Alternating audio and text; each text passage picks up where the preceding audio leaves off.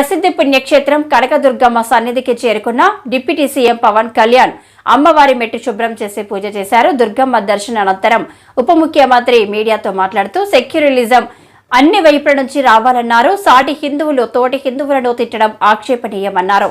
మసీదులో చిన్న అపచారం జరిగితే ఇలాగే మాట్లాడతారా, హిందువుల పట్ల ఎలా మాట్లాడతారు అంటూ ఆగ్రహం వ్యక్తం చేశారు. ఇక్కడికి విచ్చేసిన పత్రికేయ సోదరులకి సోదరీమణులందరికీ నా హృదయపూర్వక నమస్కారాలు. ప్రాయశ్చిత్త దీక్ష ప్రారంభించింది 3వ రోజు. నేను ఎప్పుడు కూడా చాలా చిన్న వయసు నుంచి సనాతన ధర్మాన్ని పాటించేవాడిని. మా ఇష్టదైవం ఆంజనేయ స్వామికి ఎప్పుడు రామభక్తులం. మేము ఎప్పుడు భక్తి, ఆధ్యాత్మికత ఇవన్నీ కూడా ఇంట్లో ఇది మా స్వవిషయం అని చెప్పి ఎప్పుడు దీన్ని లోపలే పెట్టుకుంటాం తప్ప, లేదంటే అవసరమైన సమయాల్లో, పూజా సమయాల్లో, పండగల సమయాల్లో చెప్పుకుంటాం తప్ప దీనిని ఈ రకంగా చెప్పుకునే పరిస్థితిని ఎప్పుడు మేము అలవాట్లేదు. ఈ సగటు హిందువులో ఉన్న విధానం ఇది. ఎందుకంటే ఈ దేశంలో ఉన్న సగటు హిందువుకి ఎప్పుడు భయం ఉండదు. సగటు హిందువుకి ఏ రోజు కూడా ఇంకొక మతం మీద కానీ ఇంకో వ్యక్తి మీద కానీ ద్వేషం ఉండదు. విజయనగర సామ్రాజ్యం నుంచి అరబిక్ వ్యాపారులు ఇక్కడ గుర్రాలని అమ్ముకోవడానికి వచ్చి విజయనగరం మహారాజుల గొప్పతనం ఏంటంటే, సనాతన ధర్మాన్ని పాటించే వాళ్ళు గొప్పతనమైన వాళ్ళు వచ్చి అడిగింది ఏంటంటే, మాకు ప్రార్థించుకోవడానికి మాకు మస్జిద్ లేదు అంటే ఆయన కోట ప్రాంగణంలో మస్జిద్ కట్టించారు. సనాతన ధర్మాన్ని పాటించే వ్యక్తి తాలూకు విలక్షణం. అలాగే అనేక మంది సంస్థానాలు కానీ అందరూ కూడా పోర్చుగీస్ నుంచి వచ్చినా, ఎవరు వచ్చినా, క్రిస్టియానిటీని తీసుకొచ్చినా కానీ అందరికీ సమానంగా ఈ దేశం తీసుకుంది. పార్సీల్ని తీసుకుంది లోపలికి, జొరాస్ట్రియన్స్ని తీసుకుంది. ఏ మతం వచ్చినా లోపలికి తీసుకుంది, ఇముడ్చుకుంది తప్ప ఇంకో మతాన్ని ఎప్పుడు ద్వేషించాల. కానీ ఈరోజు నేను మాట్లాడుతుంది ఈ ప్రాయశ్చితం దేనికి దీక్ష అనుకుని, నేను ఎప్పుడు మీ అందరికీ తెలుసు 5 సంవత్సరాల వైసీపీ పాలనలో ఇదే దేవాలయంలో కనకదుర్గ అమ్మవారి రథం తాలూకు మన సింహాలు మాయమైనవి, కొన్ని ఇబ్బందులు, తప్పులు జరిగినాయి అంటే ఒక్కొక్కరు ఎలా మాట్లాడారు వైసీపీ నాయకులు. వాళ్ళెవరు ముస్లిమ్స్ కాదు, హిందూస్ కాదు, వాళ్ళెవరు ముస్లిమ్స్ కాదు, క్రిస్టియన్స్ కాదు, హిందువులే అందరూ. పొద్దున్నేస్తే తాళ్ళు కట్టుకునేవాళ్ళు, బొట్లు పెట్టుకునేవాళ్ళే. కానీ ఒక తప్పు జరిగింది, ఒక అపవిత్రం జరిగింది అంటే పదవులు అనుభవిస్తూ ఉన్నవాళ్ళు, పొద్దున లేస్తే గుళ్ళకి వెళ్ళేవాళ్ళు, వీళ్ళు అపహాస్యం చేస్తూ ఉన్నారు, వీళ్ళు వెటకారం చేస్తూ ఉన్నారు. ఈ ఎంటైర్ ఈ విషయంలో వాళ్ళు మతం పుచ్చుకున్నారా లేదో నాకు అన్నీ తెలియదు. వైవి సుబ్బారెడ్డి గారు ఉన్నారు, భూమన కరుణాకర్ రెడ్డి గారు ఉన్నారు, వారి కుటుంబ సభ్యులు ఉన్నారు. ఎవరైనా సరే మీరు మతం పుచ్చుకున్నారా లేదో నాకు తెలియదు. అవన్నీ అది మీ బయటికి చెప్పుకుంటారా లేదో నాకు తెలియదు. నేను అది కూడా మాట్లాడట్లా. కానీ మీరు బాధ్యత తీసుకున్నారు. మీరు హైందవ ధర్మాన్ని కాపాడుతానని మీరు బాధ్యత తీసుకున్నప్పుడు కాపాడాల్సిన అవసరం మీ మీద ఉంది. బోర్డుని మీరు స్థాపించారు, మేము స్థాపించాల. తప్పులు జరిగినాయి. తప్పులు జరిగితే వైఎస్ జగన్ గారు ఏం చెప్పాలి? ఒకవేళ నాకు తెలియకుండా మేము ఆయన బ్లేమ్ చేయట్లా, కానీ మీ ఆధ్వర్యంలో జరిగింది. మీరు కాన్స్టిట్యూట్ చేసిన బోర్డు. మెగాస్టార్ చిరంజీవి ఓ అరుదైన వరల్డ్ రికార్డు క్రియేట్ చేసిన సంగతి తెలుసు కదా. తన 4 దశాబ్దాలకు పైగా కెరీర్ లో 156 సినిమాల్లో 537 సాంగ్స్, 24,000కు పైగా డాన్స్ మూవ్స్ తో గిన్నిస్ వరల్డ్ రికార్డును సొంతం చేసుకున్నారు. తాను అమీర్ ఖాన్ చేతుల మీదుగా అందుకున్న ఈ అవార్డును చిరు తనతో పనిచేసిన వాళ్ళందరికీ అంకితం ఇచ్చాడు. ప్రొడ్యూసర్ విక్కీ అండ్ పాత్రికేయ మిత్రులకు, అలాగే నా బ్లడ్ బ్రదర్స్, బ్లడ్ సిస్టర్స్, హృదయపూర్వక నమస్కారం. సో ఫస్ట్ ఆఫ్ ఆల్, ఈ ఈవెంట్ ఇంత గ్లామర్గా, ఇంత మెమొరబుల్గా ఉంది అంటే దానికి ప్రధానమైన కారణం నా మిత్రుడు Aamir Khan. Amirji, thank you so much. And the small message and a phone call, you made it And your presence made this moment as a memorable moment. Really, thank you so much. And I never forget this gesture from your side. And about Guinness Book of World Records, then ఊహించండి. I never expected, never dreamt about Guinness Book of World Record, because Guinness బుక్కి మనకి ఏంటి సంబంధం అనే ఒక ఆలోచన ఏమైనా ఉంటుంది కదా సహజంగా. అలాగే నాకు అలాంటి ఆలోచన ఏమి లేదు. అలాంటిది నేను ఎదురు చూడనటువంటి ఒక గొప్ప ఆనర్ ఈ రోజున నా జీవితంలో నా ఈ సినీ ప్రస్థానం సంబంధించి తారసపడినందుకు ఆ భగవంతుడికి, దానికి కారణభూతులైన మా దర్శక నిర్మాతలకు, నా అభిమానులకు ఎప్పుడు నేను రుణపడి ఉంటాను. Thank you so much. నాకు డ్యాన్సెస్ మీద, బహుశా నటన కంటే కూడా ముందు నుంచి కూడా డ్యాన్సెస్ మీద నాకున్నటువంటి ఇంట్రెస్ట్ ఈ రోజున ఈ అవార్డు వచ్చేలా చేసిందా అని నాకు అనిపిస్తుంటుంది. ఎందుకంటే ముందు నటనకి శ్రీకారం చుట్టే కంటే, ఓనమాలు దిద్దుకునే దానికంటే నేను ఫస్ట్ డ్యాన్స్కి నేను ఓనమాలు దిద్దానేమో అనిపిస్తుంటుంది. నా చిన్నప్పుడు మా చుట్టూ ఉండే వాళ్ళని ఎంటర్టైన్ చేయడం కోసంగా ఈవినింగ్ అయ్యేసరికి అప్పట్లో ఉండే వివిధ భారతి కానీ, లేకపోతే శ్రీలంక సిలోన్, రేడియో సిలోన్ కానీ, వీటిల్లో వచ్చే కొన్ని తెలుగు పాటలకి అదే మాకు source of inspiration. I mean recording songs అవి రావడానికి. అప్పుడు గ్రామ్ ఫోన్లు కానీ, టేప్ రికార్డులు కానీ ఇవన్నీ కూడా ఉండే పరిస్థితి కాదు ఆర్థికంగా. అలాంటి వారానికి ఒకసారి రేడియోలో ఎప్పుడు పాటలు వస్తాయా అని అందరూ ఎదురు చూసేవాళ్ళు. రాగానే శంకర్బాబుని పిలవండి, డ్యాన్స్ వేస్తాడు, మనల్ని అలరిస్తాడు అని వాళ్ళందరూ ఉత్సాహంగా ఉంటే, వాళ్ళ ఉత్సాహానికి నేను మరింత ప్రోత్సాహంగా తీసుకుని దాన్ని డ్యాన్స్లు వేస్తుండేవాడిని. అట్లాగా అవి డ్యాన్సులు అంటారా, బాడీ కదలిక అంటారా ఏమో తెలియదు, ఒక ఎనర్జీగా అవి ప్రజెంట్ చేయటం అనేది ఒక్కడే తెలుసు నాకు. 7th class, 6th class, 8th class ఆ ప్రాంతంలో. ఆ తర్వాత ఎన్సీసీలో చేరిన తర్వాత ఈవినింగ్ క్యాంప్ ఫైర్ టైంలో అందరూ ఎర్లీగా భోజనాలు కానిచ్చిన తర్వాత తిన్న 70 ప్లేట్లు మన అల్యూమినియం ప్లేట్స్, వాటిని తిరగేసి దరువులుగా డప్పులుగా వాయించుకుంటూ అప్పుడు కూడా డ్యాన్స్ వేస్తూ అందరిని ఎంటర్టైన్ చేస్తూ ఉండేవాడిని. ఆ రకంగా డ్యాన్స్ అనేది నాకు ఇష్టమైనటువంటి ఒక నా అంతర్భాగం అయిపోయింది. అలాగా డ్యాన్స్ నేను వేరుగా బాధ్యత గల పదవిలో ఉన్న వ్యక్తి తప్పు జరిగితే సరిదిద్దాలి, అంతేకాని విషయాన్ని పక్కదారి పట్టించేలా వ్యవహరించకూడదని డిప్యూటీ సీఎం పవన్ కళ్యాణ్ కు పోతిన మహేష్ చురకలు అంటించారు. మంగళవారం ఉదయం తాడేపల్లిలోని వైఎస్ఆర్సీపీ పార్టీ కార్యాలయంలో ఆయన మీడియాతో మాట్లాడారు. వినియోగించామని మాట్లాడుతూ ఉన్నారు. ఈవో గారు ఒక మాట, ముఖ్యమంత్రి చంద్రబాబు నాయుడు గారు ఒక మాట, నారా లోకేష్ గారు నిన్న ట్విట్టర్లో ఇంకో మాట పెట్టారు. మంచికో చెడుకో నారా లోకేష్ గారు నిజం మాట్లాడారు. ఎక్కడా కూడా కల్తీ జరగలేదు, నాణ్యమైన దాన్నే తిరుమల ప్రసాదానికి వినియోగించాం, నాణ్యత లేని దాన్ని తిప్పి పంపాం అని ఆయన చాలా స్పష్టంగా రిపోర్ట్ కూడా బయటపెట్టారు. ఆయన ట్విట్టర్ చూడొచ్చు అందరూ కూడా. కానీ పవన్ కళ్యాణ్ గారు మాత్రం ఏమి పట్టించుకోకుండా ఆయన మంత్రివర్గంలో సహచరులే కదా లోకేష్ గారు, ఆ ట్విట్టర్ అన్న చూశారా? లేకపోతే ముఖ్యమంత్రి నారా చంద్రబాబు నాయుడు గారు మాట్లాడిన చూశారా? ఈవో శ్యామలరావు గారు మాట్లాడిన చూశారా? మీరు ఏం చూశారు? అసలు మీరేం చూశారు? అసలు మీరు ఏం మాట్లాడుతున్నారో కూడా అర్థం కావట్లా. ప్రజలందరూ కూడా అసలు మిమ్మల్ని చూసి వాళ్ళు కూడా ఆశ్చర్యం కలుగుతుంది. బాధ్యత కలిగినటువంటి ఉప ముఖ్యమంత్రి పదవిలో ఉండి ఎక్కడన్నా తప్పు కానీ పొరపాటు కానీ జరిగితే అది సరిదిద్దగలిగినటువంటి అధికారం ఉన్నప్పటికీ కూడా మీరే విమర్శలు చేస్తారు, దీక్ష తీసుకొని మీరే ఆవేశంగా మాట్లాడతారు.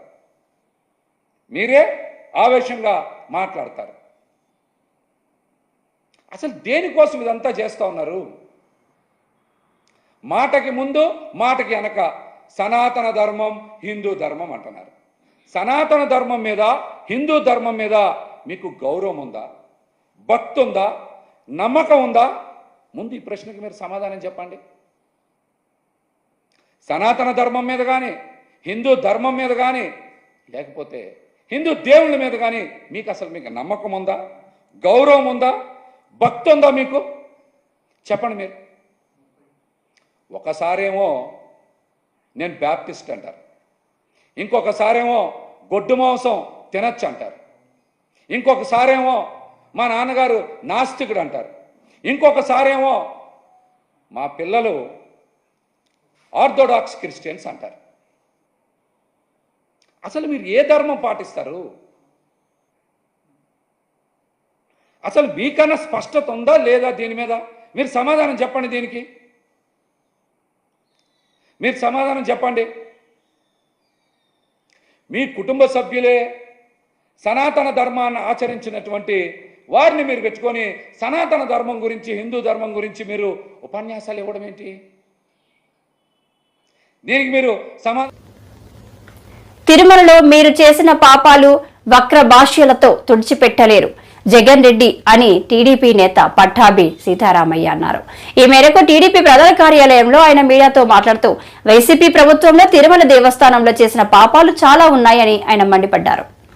డబ్బు కక్కుర్తితో ఏఆర్ ఫుడ్స్ లాంటి కంపెనీలతో కుమ్మక్కయి స్వచ్ఛమైనటువంటి ఆవు నెయ్యిలో కల్తీ పదార్థాలు, జంతువులకు సంబంధించినటువంటి కల్తీ పదార్థాలతో కలుషితం చేసి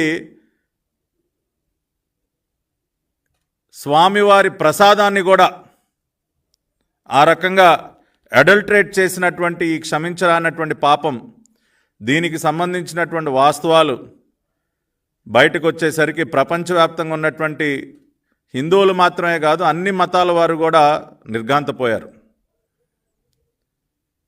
చేసినటువంటి పాపం తాలూకా వాస్తవాలు అనేక ల్యాబ్ రిపోర్టుల ద్వారా బయటపడినటువంటి సందర్భంలో ఇంకా కూడా బుకాయించే ప్రయత్నం, వాళ్ళ చేతిలో ఉన్నటువంటి ఒక అవినీతి బురద పత్రికను అడ్డం పెట్టుకుని ఇంకా కూడా తప్పుడు రాతలు, వక్ర భాష్యాలు పలుకుతూ ప్రజల్ని నమ్మించేటటువంటి ప్రయత్నం చేస్తూ ఉన్నారు.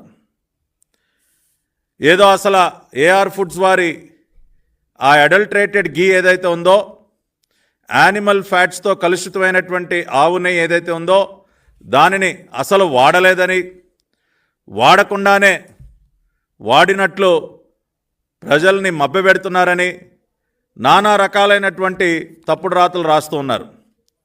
వీళ్ళు ఇటువంటి తప్పుడు రాతలు ఈ పత్రికని, ఛానల్ని అడ్డం పెట్టుకుని ప్రజలని నమ్మించే ప్రయత్నం చేయటమే కాకుండా కొంతమంది పెయిడ్ ఆర్టిస్టులను కూడా అడ్డం పెట్టుకుని మీడియాలో ఉన్నటువంటి కొంతమంది పెయిడ్ ఆర్టిస్టుల ద్వారా సోషల్ మీడియాలో ట్వీట్లు పెట్టించడం, స్టేట్మెంట్స్ ఇప్పించడం, ఇటువంటి కార్యక్రమాలకు కూడా తెరలేపుతూ ఉన్నారు. ఇవన్నీ చూసిన తర్వాత నిన్న నారా లోకేష్ గారు ఒక ట్వీట్ పెట్టారు. ఏమని ట్వీట్ పెట్టారు? ఏఆర్ ఫుడ్స్ కంపెనీ ఏదైతే వీళ్ళు కుమ్మక్కయి కాసుల కక్కుర్తి కోసం తెర మీదకు తీసుకొచ్చినటువంటి ఏఆర్ ఫుడ్స్ కంపెనీ ఏదైతే ఉందో, ఎవరి టెండర్నైతే జగన్మోహన్ రెడ్డి హయాంలోనే ఖరారు చేశారో మే 8, 2024 ఎవరి హయాంలో అయితే ఏఆర్ ఫుడ్స్కి పర్చేజ్ ఆర్డర్ ఇచ్చారో మే 15వ తేదీన ఆ కంపెనీ మొత్తం 8 ట్యాంకర్ల నెయ్యి సరఫరా చేసింది. ఆ 8 ట్యాంకర్లలో 4 ట్యాంకర్ల నెయ్యి వాడటం జరిగింది. 4 ట్యాంకర్ల నెయ్యి మాత్రమే ఎప్పుడైతే ఎన్డీడీబీ నుంచి రిపోర్ట్లు వచ్చాయో, ఎన్డీడీబీకి శాంపుల్స్ పంపించి రిపోర్ట్లు తీసుకోవటం జరిగిందో, ఆ రిపోర్ట్స్లో యానిమల్ ఫ్యాట్స్ కలిసి ఉన్నాయన్న విషయం బయటపడిందో, ఆ 4 ట్యాంకర్లని నిలిపివేశారని చెప్పి చాలా స్పష్టంగా నారా లోకేష్ గారు ఆయన సోషల్ మీడియా ద్వారా ప్రజలకి వాస్తవాలు తెలియజేస్తే దానిని కూడా ధర్మారెడ్డి ఏమయ్యాడు, మాట్లాడడా అని ప్రశ్నించారు బుద్ధ వెంకన్న. ధర్మారెడ్డి ఎక్కడ ఉన్నా బయటికి రావాలన్నారు. వివేక తరహాలో ఆయన్ని కూడా చంపేశారనే అనుమానం తమకుందంటూ సెన్సేషనల్ వ్యాఖ్యలు చేశారు. ధర్మారెడ్డి ప్రజల్లోకి వచ్చి అప్పుడు జరిగిన విషయాలు చెప్పాలని బుద్ధ వెంకన్న డిమాండ్ చేశారు. పెద్ద డాన్ లాగా ఢిల్లీ వెళ్తున్నాడు. వీళ్ళు ఒక ఐపీఎస్ ఆఫీసర్ అయ్యండి ప్రభుత్వానికి పనిచేయి, జగన్మోహన్ రెడ్డి పని చేయకూడదుగా. నువ్వేం డారువా? జగన్మోహన్ రెడ్డి అనుచరుడువా? వైసీపీ కార్యకర్తవా? నేను చూసా ఎయిర్పోర్ట్లో అసలు ఐపీఎస్ ఆఫీసర్కి ఉన్నటువంటి లక్షణాలే లేవు. అసలు ఉద్యోగస్తుల్ని కొంతమందిని వైసీపీ కార్యకర్తలను వాడుకున్నట్టు వాడుకోవడమే కాకుండా వీళ్ళు కూడా కొంతమంది వైసీపీ కార్యకర్తల్లాగే పనిచేశారు. ఇవాళ ఈవో ధర్మారెడ్డి అండి, ఇందాక పవన్ కళ్యాణ్ గారు చెప్పారు, ఆయన దర్శనానికి వెళ్తే సరిగ్గా చేయలేదని. ఈవో ధర్మారెడ్డి ఈవోగా ఉన్నప్పుడు చంద్రబాబు నాయుడు గారు కూడా 2-3 సార్లు తిరుపతి వెళ్ళడానికి కూడా వెళ్ళబోయి క్యాన్సిల్ చేసుకున్నాడు. అంటే వీళ్ళకి ఇవ్వాల్సినటువంటి ప్రోటోకాల్, వీళ్ళకి ఇవ్వాల్సినటువంటి గౌరవం కూడా ఇవ్వలేనటువంటి వ్యక్తి ధర్మారెడ్డి. ఇలాంటి వాళ్ళు అందరినీ ఏరేసుకున్నాడు. ఇప్పుడు పిఎస్ఆర్ ఆంజనేయులు ఉన్నాడు, ఎవరిని లెక్క చేయకుండా, ఆఫీసర్లు లెక్క చేయడు, ఇటు వాళ్ళు లెక్క చేయడు, అరెస్టులు. కాబట్టికి ఇలా ముగ్గురిని కూడా అరెస్ట్ చేయాలి. చేయడమే కాకుండా పిఎస్ఆర్ ఆంజనేయుల్ని కస్టడీకి తీసుకోవాలి. ఇంకా 2019 నుంచి 2024 వరకు ఎలాంటి అరాచకాలు చేశారో ఆ అరాచకాలన్నీ కూడా వీళ్ళ దగ్గర నుంచి రాబట్టాలి. ధర్మారెడ్డి ఎక్కడున్నాడో ముందు ప్రెస్ ముందుకు రావాలి. ధర్మారెడ్డిని వీళ్ళు దాచారా, లేదా ధర్మారెడ్డి అన్న వాస్తవాలు చెప్తారని వివేకానంద రెడ్డి లాగా చంపేశారా? మాకు అనుమానంగా ఉంది. ధర్మారెడ్డి డేలో జరిగినటువంటి దీని మీద ధర్మారెడ్డి అసలు ప్రశ్న ముందుకు ఎందుకు రాట్లా?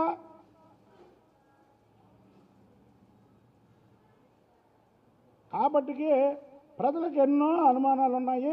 చివరగా నేను కోరేది ఒకటి, పొన్నవాళ్ళు లాంటి వ్యక్తులు న్యాయ వ్యవస్థకి చీడ పురుగులు. న్యాయం వ్యవస్థ అంటే మాకు చాలా గౌరవం. నేను ఉదాహరణకు చెప్పా, ఇవాళ ఏజీ దమ్మలపాటి శ్రీనివాస్ గారు ఏ రోజైనా మీడియా ముందుకు వచ్చి జగన్మోహన్ రెడ్డి గురించి ఆయన మాట్లాడా? ఆయన లాయరు, ఆయన పని ఆయన చేయాలి, ప్రభుత్వం తరఫున చేస్తాడు. నువ్వెవడవి చంద్రబాబు నాయుడు గారి గురించి మాట్లాడడానికి? నీ ఏజీ పోస్ట్ ఉండగా మాట్లాడావు, ఇవాళ మాట్లాడుకో పోనీ. నువ్వు ఏజీ పోస్ట్ ఉండగా రాజ్యాంగబద్ధమైనటువంటి పదవిలో ఉండి చంద్రబాబు గారి గురించి మాట్లాడడానికి నీకే అర్హత ఉంది?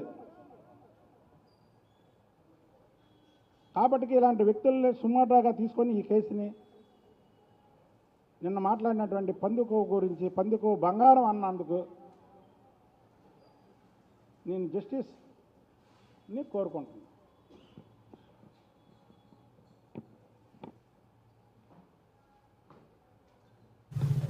విశాఖ గోపాలపట్నం బైక్ చోరీలకు పాల్పడిన వ్యక్తి పోలీసులకు పట్టుబడ్డాడు. ఈ మేరకు సోమవారం ఇందుకు సంబంధించిన వివరాలను క్రైమ్ సిఐ ఎన్ శ్రీనివాసరావు విలేకరులకు వివరించారు. ఇటీవల గోపాలపట్నం పోలీస్ స్టేషన్ పరిధిలో 2 ద్విచక్ర వాహనాలు చోరీకి గురైనట్లు ఫిర్యాదులు అందాయన్నారు. ఈ క్రమంలో సోమవారం క్రైమ్ పోలీసులు వి నరేష్, పి రవిబాబు సిబ్బంది పాతగోపాలపట్నం అండర్ పాత్వే వద్ద వాహనాలు తనిఖీ చేస్తుండగా నగరానికి చెందిన ఓ యువకుడు దొంగిలించిన ద్విచక్ర వాహనంపై వస్తుండగా పోలీసులు అడ్డుకుని తనిఖీలు చేయడంతో విషయం బయటపడింది. బైక్ దొంగను విచారించగా గాజువాక ఆటోనగర్ గోపాలపట్నంకు సంబంధించిన 2 ద్విచక్ర వాహనాలతో పాటు మరో 2 ద్విచక్ర వాహనాలను గతంలో దొంగిలించినట్టు గుర్తించారు. ఈ కేసులో ప్రతిభ కనబర్చిన కానిస్టేబుల్ లింగమూర్తి, ఎస్ జానకిరాములను సీఐ అభినందించారు. Good evening to all. ఈరోజు ప్రెస్ మీటింగ్కి కారణము మాకు గోపాలపట్నంలో బైక్ దొంగని అరెస్ట్ చేయడం జరిగింది. ఇది 21వ తారీఖున ఇందిరానగర్ గోపాలపట్నంలోని ఇంటి ముందు పార్క్ చేసిన బైక్ దొంగతనం అయిందని చెప్పి మాకు దొలగాని దుర్గాప్రసాద్ అనే వ్యక్తి మాకు రిపోర్ట్ చేయడంతో దాని మీద మేము కేసు రిజిస్టర్ చేసి దర్యాప్తు చేసిన తర్వాత పై అధికారుల ఉత్తర్వులపై దర్యాప్తులో భాగంగా మా యొక్క సిబ్బంది ఇన్వెస్టిగేషన్ టీము చేసిన మంచి పనికి గాను ఈరోజు 23 తేదీన వచ్చాము రైల్వే ట్రాక్ దగ్గర ఈ ముద్దాయిని పట్టుకోవడం జరిగింది. ముద్దాయి పేరు గొర్లె సాయి తేజ. ఇతను ఇంతకుముందు కూడా ఒక నేరంలో పట్టుబడితే అతన్ని ఇంతకుముందు అరెస్ట్ చేయడం జరిగింది. ఇప్పుడు 2 బళ్ళు రికవర్ చేయడం జరిగింది. మొన్న ఒక బండి, ఇప్పుడు ఒక 2 బళ్ళు, మొత్తం 3 బళ్ళు రికవర్ చేయడం జరిగింది. దీని యొక్క ప్రాపర్టీ విలువ, ఈ 2 బళ్ళు యొక్క ప్రాపర్టీ విలువ 60,000 రూపాయలు. ఇందులో ఒక బండి ఇక్కడ గోపాలపట్నంలో దొంగిలించింది, ఇంకొకటి వచ్చేమో గాజువాకలో దొంగిలించింది. ఈ 2 బళ్ళు కూడా 2 కేసుల్లో కూడా ఇప్పుడు అరెస్ట్ చేయడం జరిగింది. ఇతను ఏంటంటే ఇక్కడ డీమార్ట్లో పనిచేస్తూ ఇలాంటి ఎక్కువ వాటికి అలవాటు పడి చిల్లర మల్లర ఖర్చులకి దీనికోసం తన తాగుడికి వాటికి కూడా బానిస ఈ విధంగాను దొంగతనాలకు అలవాటు పడి ఈ దొంగతనాలు చేయడం జరిగింది. బైక్ దొంగతనాలకి పాల్పడ్డాడు. తను ఈరోజు అరెస్ట్ చేయడం జరిగింది. కోర్టుకి తరలిస్తాం.